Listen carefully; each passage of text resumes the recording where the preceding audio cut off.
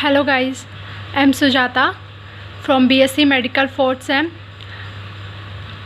RPS Degree College Balana. Today we will study about the respiration, that is transport of oxygen in our body. So we will study. Let us start. What is the difference between breathing and respiration? Breathing क्या होती है? Normal हमने जो air को inhale किया and exhale किया, that is called breathing. But respiration is a typical and complex process in our body that includes the break down of food that we eat. तो जो यानी कि जो हमने खाना खाया उसका ब्रेक डाउन होता है ऑक्सीजन की हेल्प से, और ऑक्सीजन जैसे ही हमारी बॉडी में जाती है वो पूरी बॉडी में ट्रांसपोर्ट होती है, ऑक्सीडेशन करती है फूड का. वो सब किसकी हेल्प से होता है? ऑक्सीजन की हेल्प से. और इस पूरे प्रोसेस को जिसमें कार्बन डाइऑक्साइड की फॉर्मेशन होगी, ऑक्सीजन फूड का ब्रेक डाउन करेगा, हमारी बॉडी को एनर्जी मिलेगी, that is called respiration. Then let us start the respiration. Respiration is of two types, यानी कि दो तरीके का होता है. पहला होता है डायरेक्ट और दूसरा होता है इनडायरेक्ट. डायरेक्ट रेस्पिरेशन क्या होता है? डायरेक्ट रेस्पिरेशन में जो बॉडी सरफेस होती है वो डायरेक्ट कॉन्टैक्ट में होती है एयर के. सो ईजिली डिफ्यूज़न के थ्रू जो होता है ट्रांसपोर्ट हो जाता है ऑक्सीजन का, और कार्बन डाइऑक्साइड बाहर हो जाती है पार्शियल प्रेशर के ऊपर डिपेंड करके. दूसरा होता है इनडायरेक्ट रेस्पिरेशन क्या होता है? ये 4 तरीके का होता है. पहली बात तो इसमें हमें किसी ना किसी रेस्पिरेटरी ऑर्गन की ज़रूरत पड़ेगी. दूसरी बात, इसमें जो 4 टाइप के रेस्पिरेटरी ऑर्गन्स होते हैं वो उनको हम किस तरीके से डिफ़ाइन करेंगे. फर्स्ट ऑफ ऑल स्किन, यानी कि स्किन के थ्रू जो रेस्पिरेशन होगा उसको हम बोलेंगे क्यूटेनियस रेस्पिरेशन. सेकंड होगा गिल्स के थ्रू, उसको बोलेंगे ब्रैंकियल रेस्पिरेशन. थर्ड होगा लंग्स के थ्रू, उसको बोलेंगे pulmonary respiration. Fourth that is buccal cavity के थ्रू, इसको बोलेंगे फेरेंजियल. तो हम जो मैमल्स हैं, ह्यूमंस हैं, कोडेट्स, वर्टिब्रेट्स हैं, उनके अंदर नॉर्मली जो होता है वो लंग्स के थ्रू पल्मोनरी होता है मैमल्स के अंदर. बाकी हम देखते हैं कैसे होता है. तो फर्स्ट ऑफ ऑल ये जो दैट इज़ लंग्स एल्वोलाई, इसके अंदर पार्शियल प्रेशर जो है ऑक्सीजन का, PO2 यानी कि partial pressure of oxygen, PCO2 यानी कि partial pressure of carbon dioxide. तो जो पार्शियल प्रेशर ऑफ ऑक्सीजन है that is 100 in lungs alveoli and partial pressure of carbon dioxide is 40. Then it is transported from lungs alveoli to arteries. तो जो arteries के अंदर जाएगा that is oxygen आया, यहाँ पे ट्रांसपोर्ट हुआ, लेफ़्ट ऑरिकल में आया, हार्ट के लेफ़्ट ऑरिकल से राइट ऑरिकल में. जब लेफ़्ट ऑरिकल में और राइट ऑरिकल में जाके ये जो आर्टरी के अंदर जाएगा, ये जो आर्टरी है, ये आर्टरी में इसका पार्शियल प्रेशर ऑक्सीजन का 97 and partial pressure of carbon dioxide that is 40. तो ये लंग्स ऑर्गन के पास जाएगा, ऑर्गन ने यूज़ किया ऑक्सीजन का, ऑर्गन ने यूज़ किया, ब्रेक डाउन हुआ, ऑक्सीजन का यूज़ हो गया. उसके बाद ये जो ब्लड है ये ट्रांसपोर्ट होगा और इसके अंदर जो पार्शियल प्रेशर है वो चेंज हो जाएगा. PO2 का 40 हो जाएगा, PCO2 दैट इज़ 46. देन जो डीऑक्सीजनेटेड ब्लड है देन वापस से ये पल्मोनरी आर्टरी के थ्रू लेफ़्ट ऑरिकल में जाएगा, लेफ़्ट वेंट्रिकल में जाएगा. लेफ़्ट वेंट्रिकल में जाने के बाद ये आर्टरी के थ्रू जाएगा और ये यहाँ पे PO2 40 को लेके 46 PCO2 को लेके यहाँ पे आएगा, और यहाँ पे डिफ्यूज़न के थ्रू ये वापस से PCO2 यानी कि जो ऑक्सीजन है वो अंदर आ जाएगी, PO2 और PCO2 यानी कि कार्बन डाइऑक्साइड है वो बाहर चली जाएगी, और वापस से दिस प्रोसेस वापस से ऐसे ही चलता रहेगा. ये तो हमने नॉर्मल पढ़ा. अब लंग्स एल्वोलाई से आया, यहाँ पे जो है ऑर्गन के अंदर गया, यहाँ पे रेस्पिरेशन हुआ कैसे ये हम पढ़ेंगे.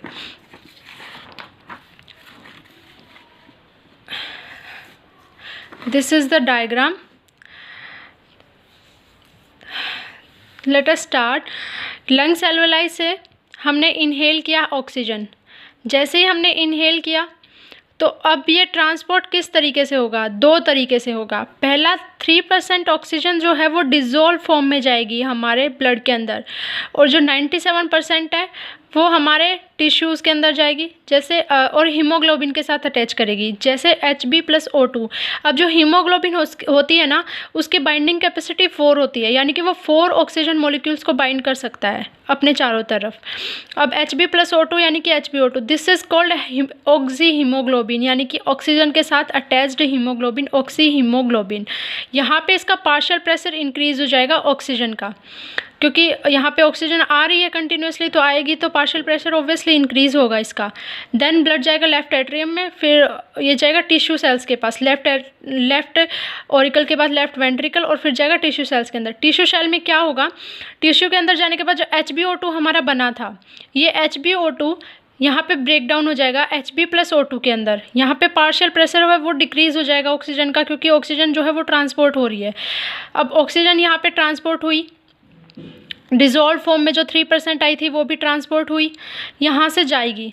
अब यहाँ पे हमारा होगा फूड का ब्रेकडाउन, ठीक है, यहाँ पे फूड का ब्रेकडाउन होगा, हमें मिलेगा CO2 + H2O। अब ये जो CO2 है ये यहाँ पे ट्रांसपोर्ट होगी। अब जब यहाँ पे CO2 ट्रांसपोर्ट होगी तो ये कार्बन डाइऑक्साइड के साथ हीमोग्लोबिन अटैच हो जाएगा। अब जो हीमोग्लोबिन है वो अटैच होगा तो उसको बोलेंगे carbamino haemoglobin, that is HbCO2 carbamino haemoglobin.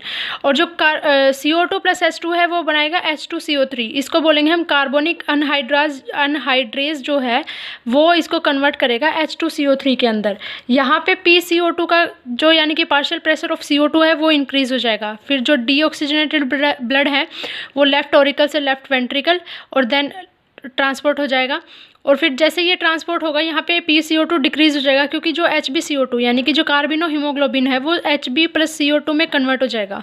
जैसे ये कन्वर्ट होगा तो जो CO2 है वो लंग्स एल्वुलाई के थ्रू एक्सेल हो जाएगी, बाहर निकाल दी जाएगी, डिफ्यूज़न के थ्रू ट्रांसपोर्ट हो जाएगी। अब जो ऑक्सीजन का ट्रांसपोर्ट है वो डिपेंड करता है किन के ऊपर डिपेंड करता है, ये डिपेंड करता है कुछ फैक्टर्स के ऊपर। अब वो फैक्टर हम पढ़ेंगे। सबसे पहले आता है PO2 यानी कि ऑक्सीजन की पार्शियल प्रेशर। अब जो लंग्स एल्वुलाई में पार्शियल प्रेशर है PO2 का यानी कि ऑक्सीजन का, वो डिपेंड करेगा, डायरेक्टली प्रोपोर्शनल होगा ट्रांसपोर्ट ऑफ ऑक्सीजन के। मतलब जो ऑक्सीजन का ट्रांसपोर्ट है, जितना ज़्यादा लंग्स एल्वुलाई में हमारा PO2 होगा उतना ज़्यादा ऑक्सीजन ट्रांसपोर्ट होगा। सेकंड हमारा PCO2 यानी कि कार्बन डाइऑक्साइड का पार्शियल प्रेशर, वो इन्वर्सली प्रोपोर्शनल करेगा, यानी कि जितना ज़्यादा कार्बन डाइऑक्साइड का हमारा होगा पार्शियल प्रेशर उतना ही कम ऑक्सीजन ट्रांसपोर्ट होगा। थर्ड आता है टेम्परेचर पर डिपेंडेंट होता है, इन्वर्सली प्रोपोर्शनल होता है, जितना ज़्यादा टेम्परेचर होगा उतना ही कम ऑक्सीजन ट्रांसपोर्ट होगा। लास्ट आता है pH यानी कि concentration of H+ ions. Concentration of H+ ion inversely proportional होती ऑक्सीजन ट्रांसपोर्ट के, ऑक्सीजन उतना ही कम ट्रांसपोर्ट होगा जितनी ज़्यादा H+ कंसनट्रेशन होगी। अब आता है ट्रांसपोर्ट ऑफ कार्बन डाइऑक्साइड। अब हमने ऑक्सीजन तो पढ़ लिया कि ऑक्सीजन अंदर जाता है, ऐसे ऐसे ट्रांसपोर्ट हो जाता है, ब्रेकडाउन होता है, लेकिन ये बाहर कैसे निकलता है कार्बन डाइऑक्साइड, उसका प्रोसेस हम देखेंगे। सबसे पहले हमने जैसे इनहेल किया Hb+K+, यानी कि इसको बोलते हैं बेसिक हीमोग्लोबिन। अब ये जो होता है ये यहाँ पे Hb+K+ जो होता है वो अलग हो जाएगा, और यहाँ पे HbO2 हमारा बना ही था। लेफ्ट ऑरिकल से लेफ्ट वेंट्रिकल में जाएगा, टिश्यू के अंदर जाएगा, टिश्यू के अंदर जाने के बाद हमने बोला था 4 बाइंडिंग कैपेसिटी होती है। फिर यहाँ पे Hb+O2 में कन्वर्ट हो जाएगा, O2 यहाँ पे ट्रांसपोर्ट होगी। अब देखिए जैसे जो ग्लूकोज है, यहाँ पे ग्लूकोज के साथ ऑक्सीजन बाइंड हुआ, CO2 + H2O बना दिया। अब ये CO2 कैसे ट्रांसपोर्ट होगा, ये ट्रांसपोर्ट होगा ऐसे, टिश्यू से carbon dioxide. First of all carbon dioxide 3 type से ट्रांसपोर्ट होती है बॉडी के अंदर। सबसे पहले 7% जो होती है 100 में से वो डिज़ोल्व फॉर्म में होगी। सेकंड जो होगी 70% जो कार्बन डाइऑक्साइड होगी वो CO2 + H2 यानी कि H2CO3 की फॉर्म में होगी। थर्ड होगी 23%, वो होगी Hb+CO2 यानी कि कार्बिनो हीमोग्लोबिन की फॉर्म में, HbCO2 की फॉर्म में ट्रांसपोर्ट होगी। लेट अस सी, जो कार्बन डाइऑक्साइड है वो 7% डिज़ोल्व फॉर्म में आ गई, यहाँ 23% है वो HB और CO2 के साथ यहाँ पे एसिड हीमोग्लोबिन यानी कि H प्लस HbCO2 को बोलेंगे एसिड हीमोग्लोबिन, इसकी फॉर्म में चली गई। फिर आती है 70% यानी कि जो वाटर के साथ ट्रांसपोर्ट होगी। वाटर के साथ कार्बन, ये हो गया कार्बोनिक एनहाइड्रेज। जो कार्बोनिक एनहाइड्रेज है ये इसको H2CO3 में कन्वर्ट कर देगा। अब H2CO3 क्या होगा, H प्लस और HCO3 नेगेटिव इसमें कन्वर्ट हो जाएगा। अब जो H प्लस HCO3 नेगेटिव है, H प्लस तो हीमोग्लोबिन के साथ अटैच हो जाएगा। H प्लस हीमोग्लोबिन के साथ अटैच होके CO2 यहाँ से आई, HB के साथ किया और ये एसिड हीमोग्लोबिन बना दिया। अब आता है HCO3, इसका क्या होगा। अब जो HCO3 वो है क्लोराइड शिफ्ट, यानी कि यहाँ से क्लोराइड अंदर जाएगा, यहाँ से HCO3 नेगेटिव बाहर आएगा आयन बैलेंस के लिए। और जैसे ये बाहर आएगा, यहाँ पे NaCl था, Na पॉजिटिव और Cl नेगेटिव। Cl तो अंदर चला गया लेकिन यहाँ पे Na पॉजिटिव बच गया। अब Na पॉजिटिव और HCO3 नेगेटिव मिलके बनाएंगे सोडियम बाइकार्बोनेट।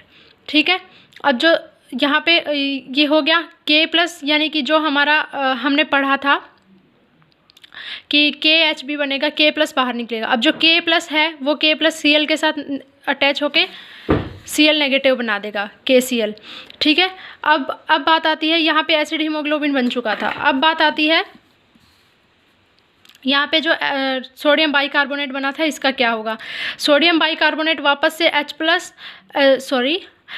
Na पॉजिटिव और HCO3 नेगेटिव में कन्वर्ट हो जाएगा। अब HCO3 नेगेटिव है वो एक H प्लस लेगा और जैसे ही एक H प्लस लेगा वो बना देगा H2CO3। अब H2CO3 वापस से CO2 और H2 में होगा, CO2 बाहर निकल जाएगा, वाटर यूज़ हो जाएगा, एब्जॉर्ब हो जाएगा।